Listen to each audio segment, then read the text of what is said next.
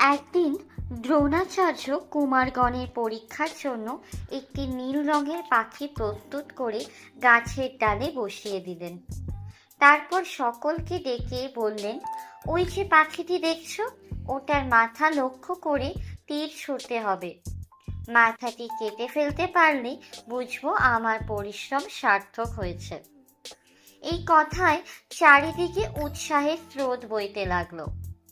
ক্রমে কুমারগণ তীর ধনুক নিয়ে প্রস্তুত হলেন। তখন দ্রোণাচার্য যুধিষ্ঠিরকে ডেকে জিজ্ঞাসা করলেন, বলো দেখি, তুমি কি দেখছো? যুধিষ্ঠির বললেন, একটা পাখি দেখছি। দ্রোণাচার্য পুনরায় জিজ্ঞাসা করলেন, আর কি দেখছো? যুধিষ্ঠির বললেন, গাছের ডালপালা সবই দেখছি, আপনাদের সকলকেও দেখছি। এরকম উত্তরে দ্রোণাচার্য সন্তুষ্ট হতে পারলেন না। বললেন, না বাপু, এখনো তোমার নজরই ঠিক হয়নি।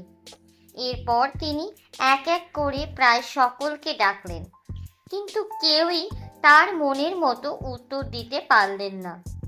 শেষে অর্জুনকে ডেকে তিনি জিজ্ঞাসা করলেন, তুমি বলো দেখি কি দেখছো? অর্জুন বললেন, আমি শুধু পাখির মাথা দেখছি, আর কিছুই না।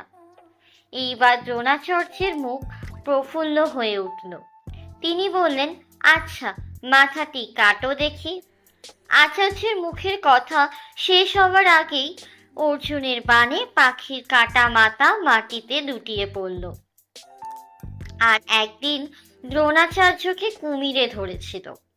তিনি ইচ্ছা করলেই কুমিরকে মারতে পারতেন, কিন্তু তা না করে যেন মহা বিপদে পড়েছেন এমন ভান করে চিৎকার করতে লাগলেন।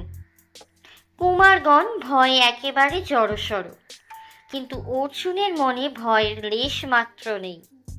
তিনি তখনই কয়েকটা বাণ মেরে কুমিরকে খণ্ড খণ্ড করে ফেললেন। এতে দ্রোণাচার্য প্রবল সন্তুষ্ট হলেন।